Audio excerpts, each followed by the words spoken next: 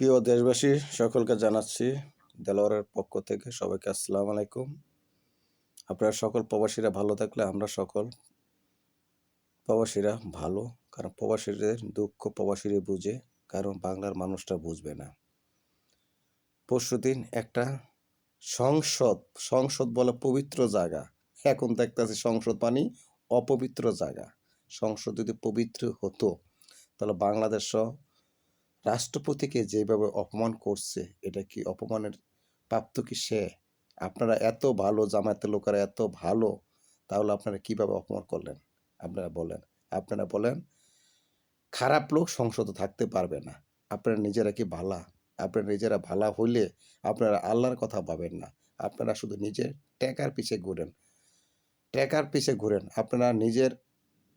আপনারা বুকে হাত দিয়ে বলেন তো আমরা পবিত্র, বলতে পারবেন? বলতে পারবেন না। কারণ কি জানেন?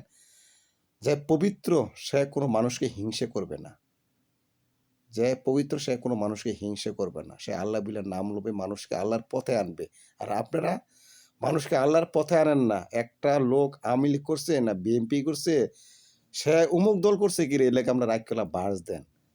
আমার আল্লাহর সৃষ্টিকর্তা সবাই, পৃথিবীর যত মানুষ আছে সবাই হলো আমার আল্লাহর সৃষ্টিকর্তা। আল্লাহ কোনো সময় কে মুসলমান, কে হিন্দু, কে খ্রিস্টান এইগুলা নিয়ে কখনো ব্যবধান করছে না। আর আপনারা কেন সে আওয়ামী লীগের পক্ষে কথা বলছে? সে রাষ্ট্রপতি, কথা বলতেই পারে। আজকে বিএনপি ক্ষমতা আছে, এখন বিএনপির পক্ষে কথা বলবে, আপনি জামাতের পক্ষে কথা বলবে, কারণ যে দল থাকে তখন তো তার দলই তার পক্ষে কথা বলতে পারবে। এই যে এখন আপনি বললেন তারেক ভাই প্রধানমন্ত্রী হয়েছে, এখন কি আপনি তার পক্ষে কথা বলবেন না? একসময় যখন 17 বছর তারেক ভাই বিদেশে মাটিতে আসলে তখন তো তারেক ভাইয়ের নামও কিন্তু আপনারা লন নাই। আর এখন তারেক ভাই প্রধানমন্ত্রী হয়েছে, কত মানুষ কত কিছু বলতেছেন, সে এইটা। আপনারা আগে কোথায় আসিলেন না। তারেক ভাই 17 বছর পর আইও বাংলাদেশের রাষ্ট্রপতিকে যেই যতটুকু সম্মান দেওয়ার কাম ততটুকু সে সম্মান ঠিকই দিছে। আর আপনারা জামাত জামাত আপনারা কি পাপী না আল্লাহর অলি? তাও বলতে পারেন না। আল্লাহর অলি হইতেন, বা আপনার নামাজ ৫ ওয়াক্ত নামাজি হইতেন, বা আল্লাহর গুণগান গাইতেন, তাহলে মনে করতাম কোনো মুসলমানকে আপনারা অপমান করতে পারতেন না। কারণ আপনারা কি একটা দেখাইছেন, আমি অপমান করতে পারি রাষ্ট্রপতিকে, রাষ্ট্রপতিকে কেন অপমান করবেন? আপনারা কি রাষ্ট্রপতির চেয়ারে বইছেন? একটা রাষ্ট্রপতি কাকে বলে সেটা আপনারা জানেন না। যদি জানতেন তাহলে তাকে অপমান করতেন না। আমি এগুলো কোনো পক্ষে কথা বলি না। যা সত্যি তাই বলি। কারণ মানুষকে কখনো ঘৃণা করতে নেই। কখনো মানুষকে ঘৃণা করতে নেই। কিন্তু আপনারা দেখলাম কি হেডামোলা লোক, ২ দিনের ২ দিনের বৈরাগী, আজকে আপনারা ক্ষমতা আইছেন, কালকে হয়তো ক্ষমতা নাও থাকতে পারে।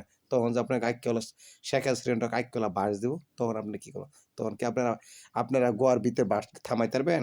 থামাইতে পারতেন না। এখন আমি তারেক ভাই প্রধানমন্ত্রী বাংলাদেশের, এখন তারেক ভাইকে বলি, আপনারা ক্ষমতা আইছেন কিন্তু হিংসা রাজনীতি আপনারা আর কইরেন না। যেদিকে মন চায় সেদিকে ভোট দিবে, এটাই স্বাভাবিক। কারণ যদি গণতন্ত্র না হইতো তাহলে একটা কথা ছিল যে তো আমার ভোট আমি দেবো, যাকে খুশি তাকে দেবো, এটা আমার পছন্দ, আমার চয়েস। তার জন্য যে আপনার তাকে ভোট দিছে না দিয়ে তার আপনার বলদের ডাস্টবিনে ছুঁড়ে ফেলে দেবেন, তা ঠিক না।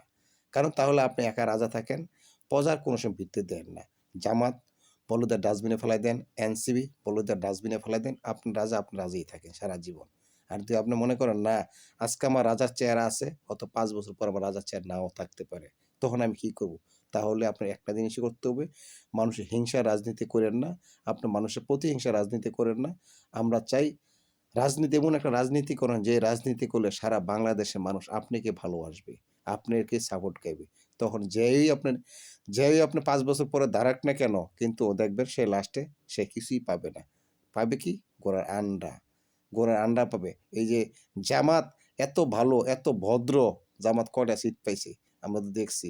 জামাতের আমির তার নিজের এলাকাতেই ফাঁস করতে পারে না। অথচ সে বড়, বড় লেকচার, "স্যার আমি ভালো, আমি ভদ্র।" ভদ্রতা কাকে বলে?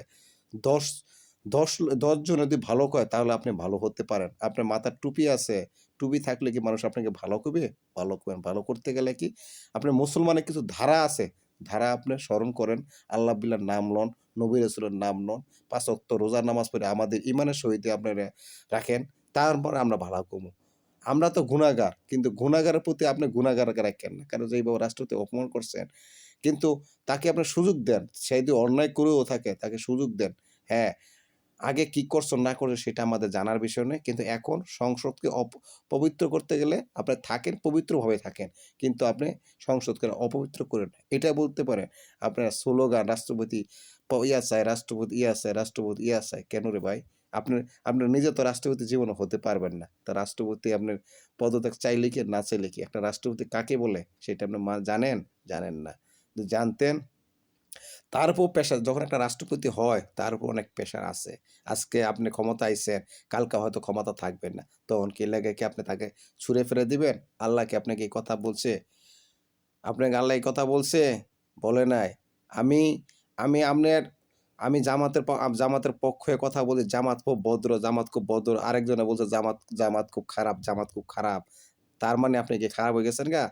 ওই খারাপ হইছেন দেখে তারে কইবেন, "এল্লা, এল্লা।" এলা এই কথা বলতে পারবেন? এই কথা বলতে তাহলে আপনার আপনার ভদ্রতা কই? আপনার ভদ্রতা মুখস্থ এখন নাই। আপনি ছোট, ছোট বাচ্চাদের কথা শোনেন। আপনার আপনার মাওলানা হয়ে, আপনার ইমান হয়ে আপনি ছোট, ছোট বাচ্চাদের কথা শোনেন। বাচ্চাদের কথা শোনেন। তাদের পিছে, পিছে আপনার ঘুরেন। তাহলে আপনার ভদ্রতা কই রইল?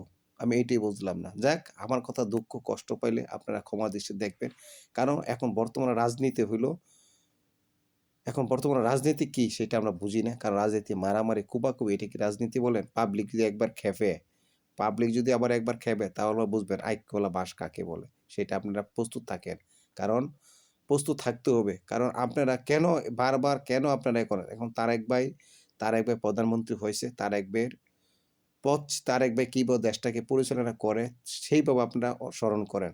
স্মরণ না করে আপনারা আছেন মানুষকে কিভাবে ভাস দেওয়া লাগে সেই চিন্তা করেন। যাক সবাই ভালো থাকেন, সুস্থ থাকেন। আল্লাহ হাফেজ।